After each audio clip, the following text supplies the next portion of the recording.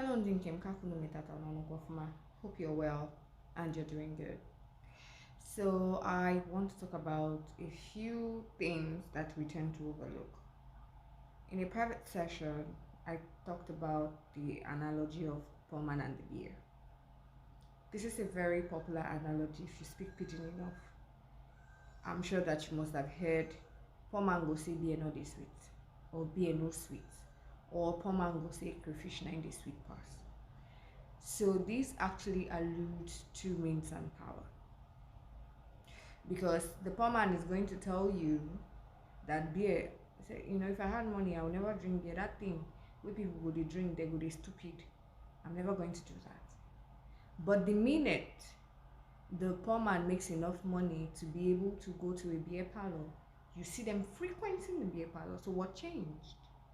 So if you're asking the same question that I am, you will understand that what changed is means and power. So they now have the means and the power to be able to go to a bar to buy beer. Now, this also ties into big things. You never truly know people until they get to a point where they have the sole means and power. Are you getting me? Are you going where I'm going? So,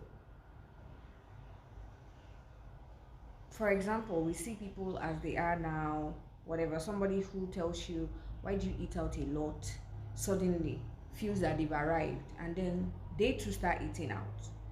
Is there no longer rice at home? The rice at home is no longer sweet. Waiting happen. What changed? Again, means and power.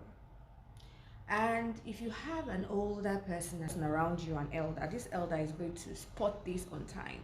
Because with this sort of people, it's not like they are good or they are bad outrightly. More like, we like to look at things as per good and bad. What about the gray areas? What about the in-betweens? So let's take a look at the in-betweens, okay? So this person is neither good nor bad. But if you have an older person, an elder around you, they are going to see this quiet viciousness. It's calm, it's never loud, so you don't get to see it. They are able to mask it carefully.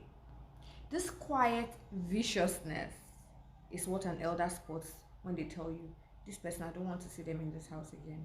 Or is the casual disdain towards your persona. Or is the silent dismissal to the things that matter to you. You don't see it, but they see it. Okay? Take for example, when you're in a job that you don't like, you're even going to say things to your friends like, the day I get a better offer, if somebody as much as breathes wrong near me, they will get it. Right? Now, the day you actually get a better offer, if somebody breathes wrong, they are really gonna get it. Sometimes we don't always have the means and power. When you're in school, your parents have all the means and power. When you're in if you're in a certain kind of marriage, the husband holds all the cards. He has all the means and all the power. And if you don't fall in line, no be person go tell you, you will see your load outside. You people know how they go now. So we like to say money changes people. Does it? Or it gives them the means and the power to become who they truly were inside that you didn't see. Back to the in-betweens. When you're friends with somebody or a group of people and you actually don't feel quite safe. No, that's not the word. Where you feel a certain way, like you go and you share something with them and then you come out and somewhere in your mind, in your head, your mind is just saying, who sent you? Who told you? You two they talk. You two they bear. Why are you talking so much? For like your body just keeps giving you all of that signal. We're quick to gaslight ourselves. It's what we are good at. We're quick to gaslight ourselves when these things don't make sense to us logically. We forget that our subconscious mind is way ahead of our conscious mind. One of the ways that you realize, but because your mind hasn't caught up yet and you're still operating from a place of friendship, You're not thinking all of those in between things. But for some reason, you can't quite place why it is that with this set of people, with this person, it always haunts you every time you open your mouth. Every time you sort of feel like you want to be vulnerable with them. Every time you are actually vulnerable with them. There's just this nagging feeling at the back of your mind. Sometimes you even sense and bite your tongue. You know this person is not bad.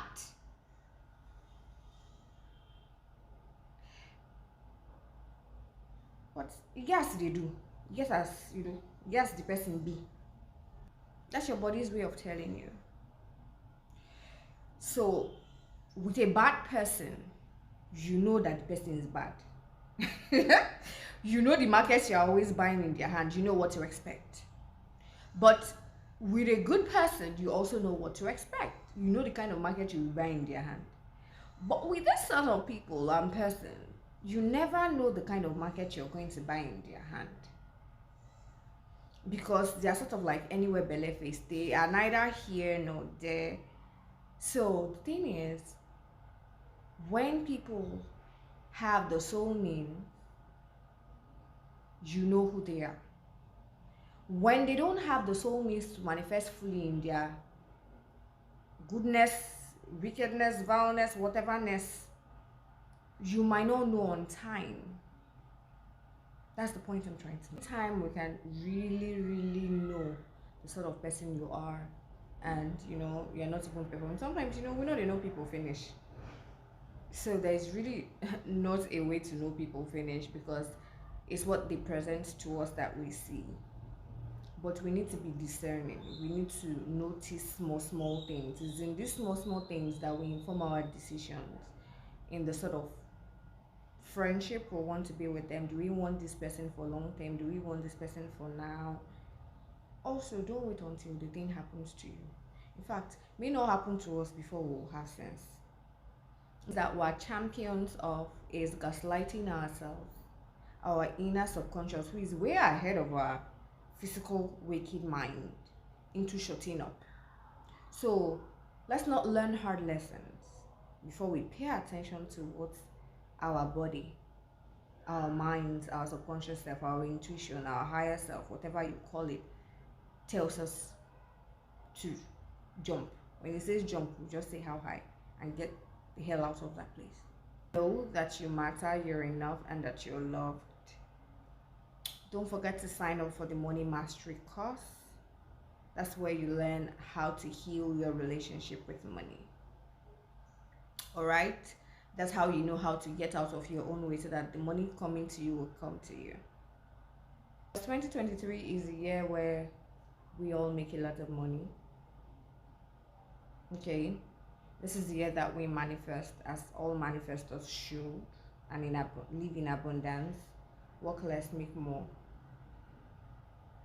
It all starts by doing the work. There is no shortcut. If anybody has told you that there's a shortcut, please, when they give you the expo, bring it, let's share. But it all begins with doing the work consistently. You have to be consistent and willing to do the work. Okay? No,